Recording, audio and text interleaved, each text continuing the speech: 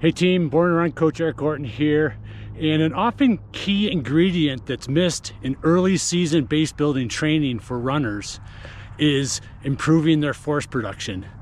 Oftentimes year to year, they just get back into their building strength and speed cycle, but we need to take a step back to really take your speed and strength to the next level. And that's again, improving your force production. Reason why? One, is that when we are doing force production workouts, base building, we are setting the foundation to be able to provide more force into the ground that will allow you to begin your strength running with more force, allowing you to come into that part of the development with more force and a better force production ability to take your strength and then your speed to the next level. In executing these short, fast workouts, we are recruiting more muscle fibers to the party. Key part of that is we want more muscle fibers activated to help your efficiency and your economy. It's a very unfair expectation for yourself to think year to year you're gonna improve your strength and speed by not improving your force production. It's no different than expecting you to improve your threshold without first doing long runs. It just leaves to being stagnant and a plateau, unless you're okay with just going back to where you were last year. So the third really cool reason to do this is it's good for you. It keeps you healthy. It helps your form and technique, because form and technique is the proper execution of force production. So today's force production workout went like this. I did 6 hill repeats, and I call these building or rolling hill repeats, where I am building my speed and power and force throughout the first 20 seconds. So then my last 10 seconds is as fast as I'm going for that 30-second interval. So again, it's 30 seconds cumulative, but they're rolling, where you're building for the first 20 seconds to a good speed and then hanging on to it for the last 10 seconds. So that last 10 seconds is the key part. And within these 6, I'm mentally thinking about getting faster with each one.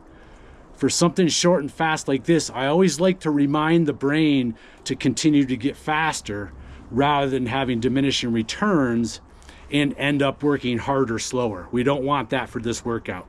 And a key part is this is not a strength or a speed workout where we want to get a lot of recovery. So after each interval, I walked halfway back down the hill, nice and easy for a lot of recovery, and then finished up with a slow jog before I started my next one. So I'm getting over 2 minutes of recovery, which is key, because we don't want to induce a lot of fatigue. Like I mentioned, we want to get faster as we do these with more force. That's the key. That's what we're training the brain for. Another key aspect of the difference between doing a force workout like this and strength and speed is that I never really exceed 6 to 8 of them.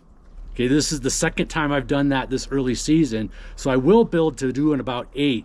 But I never go more than 8 reps, because again, we want to keep getting faster. So instead of adding more, going to 10 to 12 like you would maybe in a strength workout, instead we want to keep it at 6 to 8, but we want them to get faster through time. I use wattage to monitor my performance. So today I built to over 450 watts for that last 10 seconds. If you don't have watts, you can use speed. Look at your 5 to 10 second peak speed on your data from your watch and see improvement through time, doing it on the same hill so it stays pretty structured and pretty consistent week to week. So you can, again, measure that progress.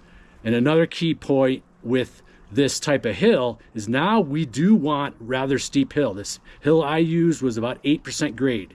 So getting fairly steep, again, is just gonna force you to have more force, which is what we want. So try it out. They're fun, They don't require a lot of recovery, which is really cool. Okay, they're not going to be that taxing because they're short, fast, and you're not adding a whole lot of them. Okay, so again, the key part with this is that this is done during base building, so you're improving what I call your potential. You're improving your potential year to year, having more force to not only keep you healthy, but then help you continue to get stronger and faster year to year. So this is definitely a base building workout done in your base building phase. Okay, what a contrast. Yesterday it was -6. Today I'm out in the back deck.